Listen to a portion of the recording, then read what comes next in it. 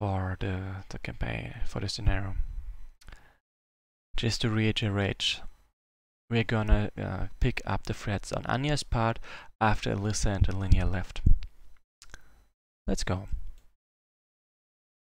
Like, after the storm, episode 3's final, scenario 12, Destiny part 3, and then. You are now the Guardian of Darkness. On Erdia. No. Actually, you do not consider the title befitting of your actual role. Ever since you recovered from the gruesome attack of Zangu's beasts, Aegir has used you as an instrument to liberate both her people and Erdia from Uria's influence. They call you the Dark Lady, Yechnagov revived, the Goddess of Darkness, and a myriad other titles you do not actually deserve or care for.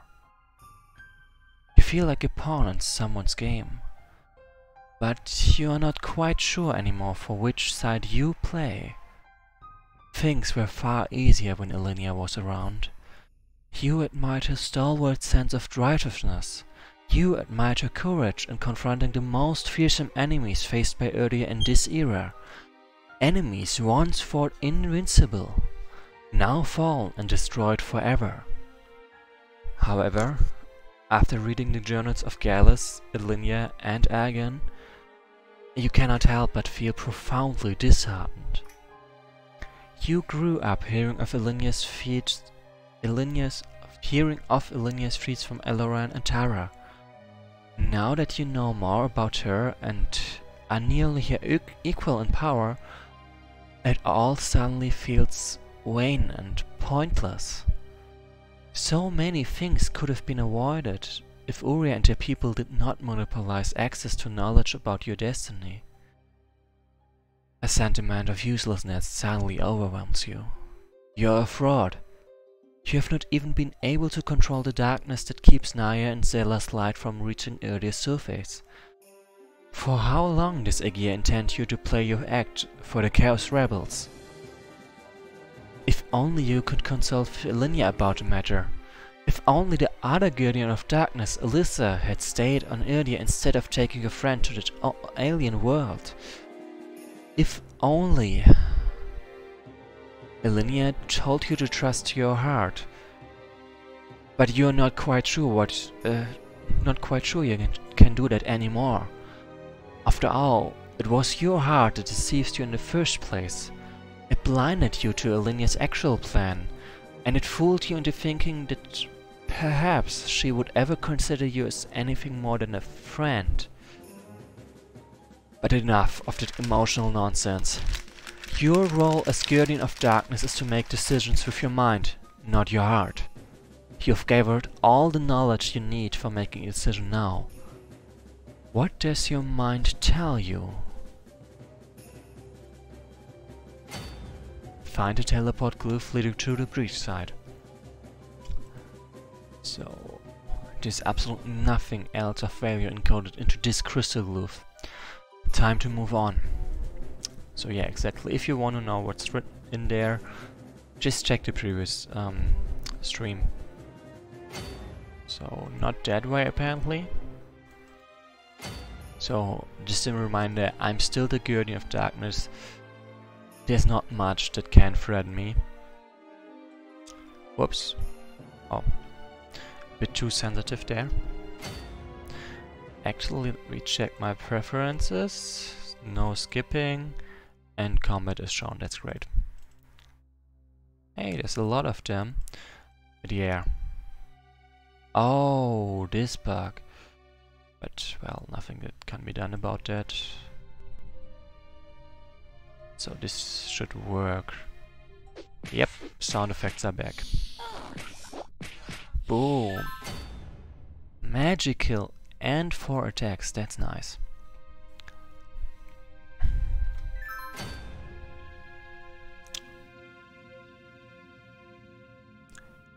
That was not the right glyph. The crude maps you found of these underground levels show a plethora of teleport glyphs without any indication as to their respective destinations. It is ridiculous.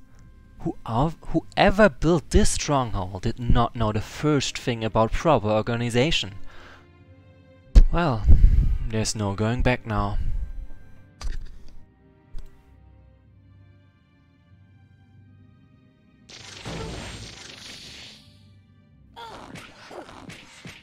Yeah, your tender is actually absolutely right. Anya's punch is pretty damn strong.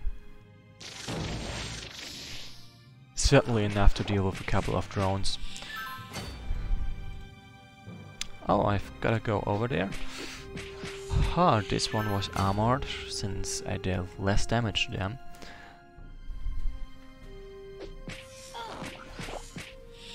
Boom! In your face. Actually, did I get an upgrade for this? Yeah, one more strike over there. Anyway, there's a war drone that's... At least this one is not gonna die in one hit, I think. Unless I hit everything like this. Actually, I have my suspicions that maybe every single hit of mine is guaranteed to hit, no matter what the description stuff says, because, well... Hey, we know that one! Because that would speed things up quite a bit. So I left from there and I'm in there. It's time to talk. Oh, it is you again. I thought you disappeared for good this time. Like small small reminder. Dara disappeared in the fight against Lumeriel when Zango attacked them.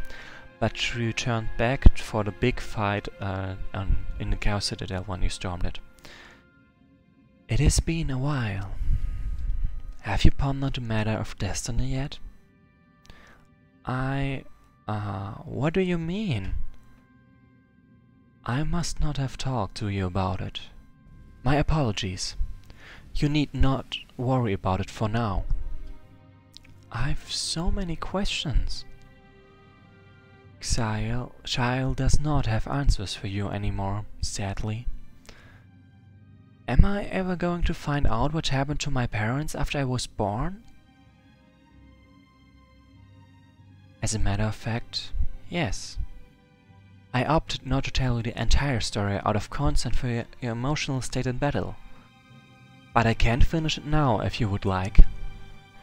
What? You knew the rest of the story but didn't tell it to me? I thought you said you were just a medium and didn't have it. I said your question was already answered, and it was. I never specified whether I was able to intentionally postpone delivering a non-essential part of the answer or not. I apologize, but it had to be done. I understand, and I'm sorry for my outburst. So, let us pick up from where we left last time. The hearts of Minta and the Nameless One were overflowing with newfound happiness and purpose after conceiving a child that they could call their own. The offspring would be a new free creature born of fairy and demon kind, a unique combination completely unheard of before. The future of the two lovers seemed bright for once. It was not rare for travelers to get lost in the forest of Glamdrol, and Minta and the Nameless One routinely guided them out of the forest without overtly revealing themselves. However, one fateful night, a mysterious interloper found them first. The couple did not know what to make of the situation. How did he manage to enter their home entirely unannounced? The Wanderer came to them to impart his knowledge of events past, and events that had not yet come to pass. He told them of the looming threat of the Chaos Emperor, Merfield's legacy, the war against the unknown, and the return of the Lady of Light. And he told them of one possible fate that awaited their unborn child and its parents. For the Nameless One had not fully escaped Uri's grasp, and the keen-nosed demon lord Nahamoth personally sought to make the shapeshifter pay a hefty price for their transgressions. The couple were uncertain as to whether they believed the warner's words or not. How could their child just so happen to be the one destined to become the new guardian of darkness? If their offspring would indeed be found along with them by Uri's forces before coming of age, then it would all have been for naught, and the world would be plunged into eternal darkness, one much deeper and more pervasive than even that of the endless night, a darkness that would cause even the seed of earth to wither and die, and then all life would simply cease to be. Before departing, the Wanderer offered them an alternative. Minfa could give birth and hold the child in her bosom for 1 month, but afterwards she would have to leave it in the care of a human family. More specifically, one already fraught with loss. Finally, if the Nameless One hoped to escape the shadow of Uriah for good, they would either have to die or relinquish their physical form for good. Upon saying that, the man left as silently as he came, fading into the dark of the night. They considered going after him to ask more questions, but somehow he did not even leave a trail for them to follow.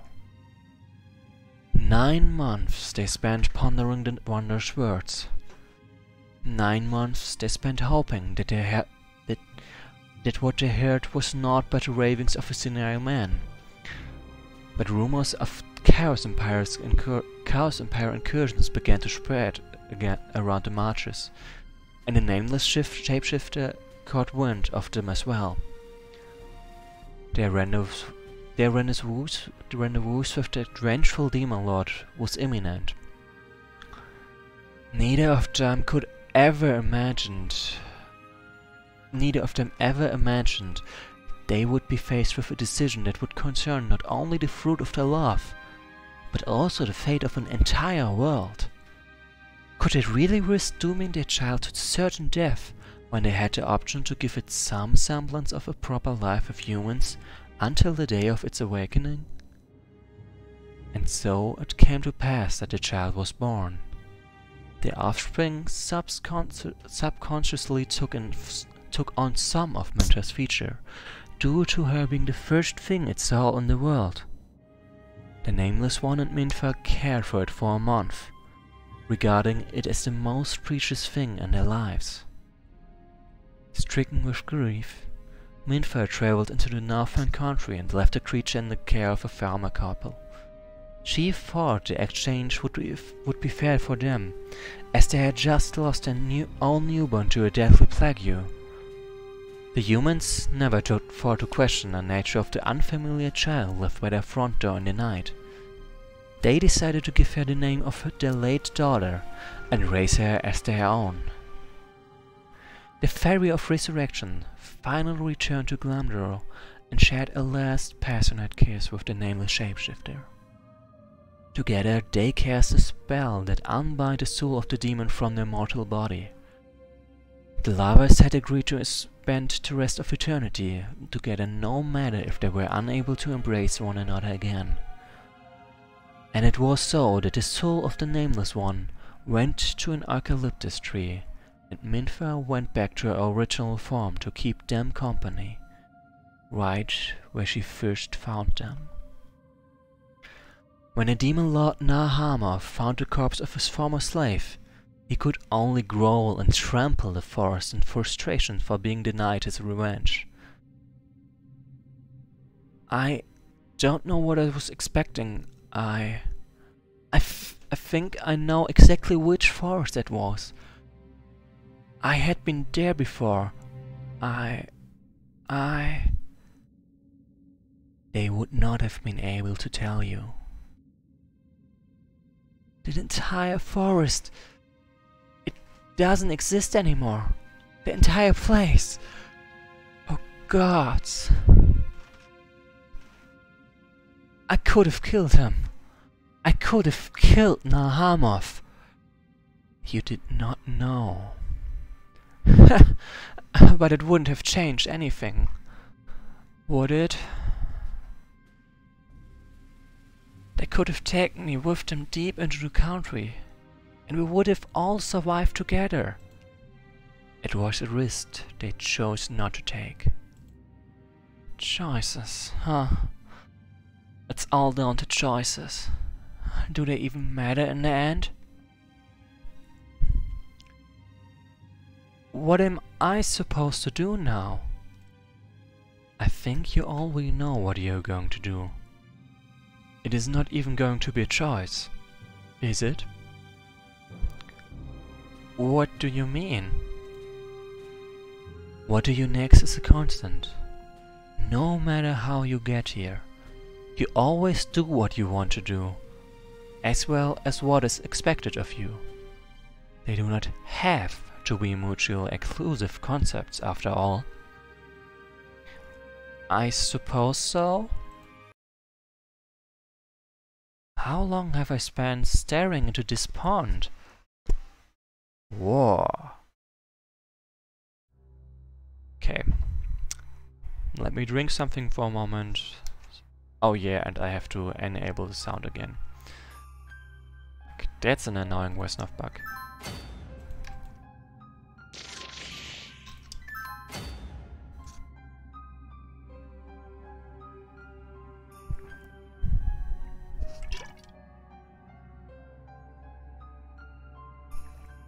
So yeah, I don't know if you've noticed, but poison is apparently removed after every single fight. I'm pretty sure that's also a quality of life thing, so we don't need as much time to getting through this as would maybe be needed if you were poisoned all the time. So yeah, I'm certainly thankful for that. Okay, so there's obviously no way to get down there, so let's go over here. Hey, there's a teleport thing. Let's go there. Access denied. Alright. That was unexpected. Perhaps this is the teleport glyph you've been looking for all along, and it was locked on purpose? Maybe Elinia and Anya did not want you to follow them after all. A wall moves. Over there? Let's go over there. Find another access to the breach size. Or what, 6? Yep. No, another. Find another access way to the breach side. Hey, look, there's a couple of glyphs and more of those sentry drones. Who cares? At least I can level up one more time. Huh. The glyph's contents seem to be in a language you've never read nor heard before. Okay.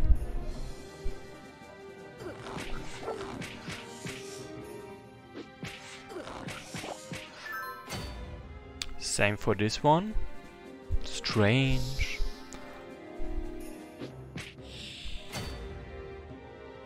The glyph seems different from the rest. It seems to encode some kind of spell instead of a message. You wonder what would happen if you tried out. Nothing. This is absolutely pointless. Wait a moment. The glyph's message seemed unintelligible to you before, but now it's not. The contents of this glyph seem to have been encoded quite a while ago, given what you already know from Elinia. Crystal glyph Elixir. Aethean technology is said to be very advanced, but the persistent meddling of Valdia's successor and his people have slowly yet steadily changed the status quo. Uriah's agents have traveled from the unprotected Nozzle and have infiltrated Aethea to arrange the scenario for eventual arrival, but everything seems to indicate that the Guardian of Water also has an agenda of his own involving the seed on that world. The CA's ramblings on the matter are hazy and confusing. mentioning more and more nonsensical titles that cannot be accurately attributed to any known key individuals. The only thing that we know for sure is that the seer will eventually be slain, thus making it impossible for us to know what happens past that point in time. Crystal Glyph, Elixir. Just as Nodular's technology advancements were the consequences of external influence, much of Ephir's technological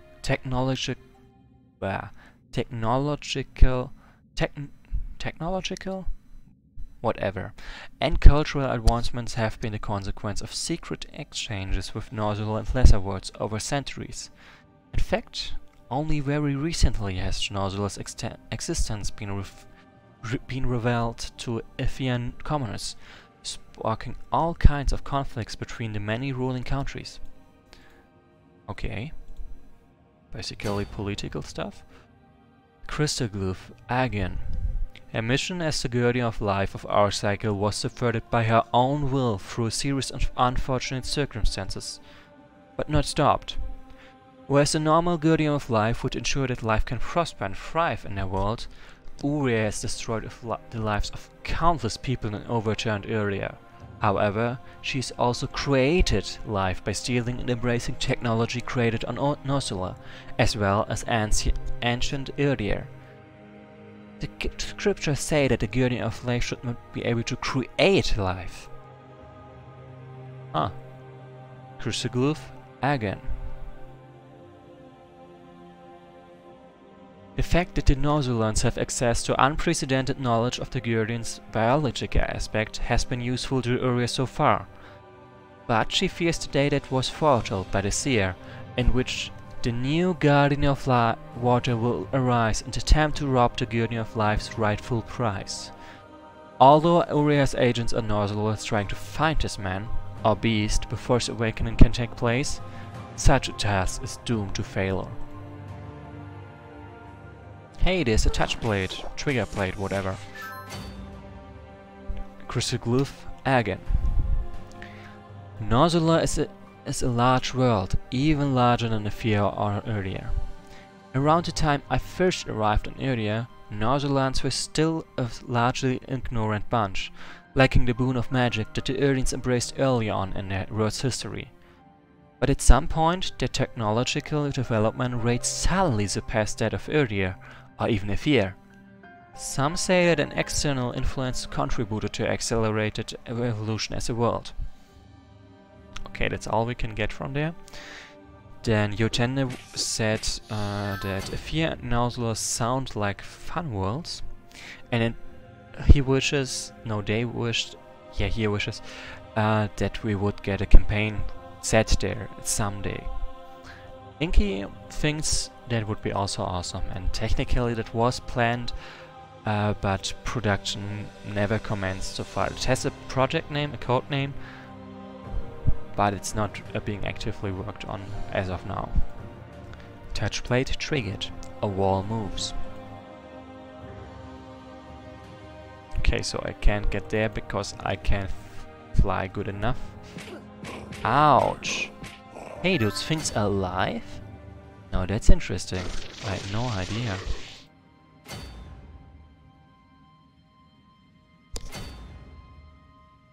Huh. Looks suspicious. Like, frankly, this kind of screams trap, but whatever.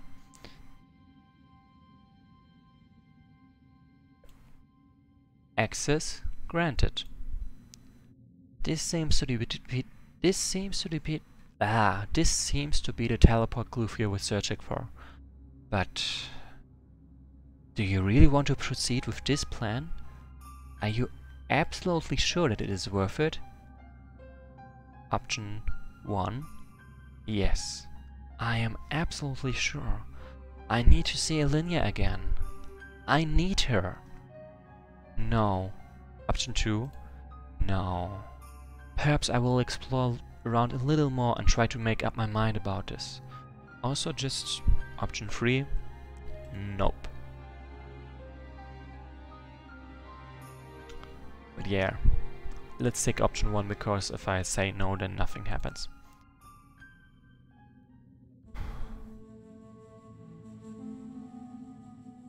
No matter how much I want, Iria will never be my true home. I've always been an outcast. I don't belong with either species. And I don't want to take part in Aegir's plans anymore. At least on a fear I might be able to find Elinia and tell her that I want to be with her. Do you? Yes, I do. I really do. Is this your heart speaking or your mind? I guess it's both. Oh dear gods, am I really speaking to myself now? Forgive me, Durvan, Aegir, Ivalian.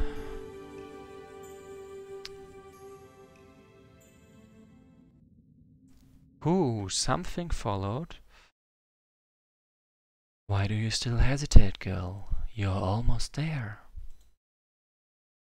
What if Elinia rejects me? What if I'm not actually supposed to do this? Trust your heart. Those were Elinia's own words. That is correct. I will do this. I'm sorry, Elinia, but I need you. I need you.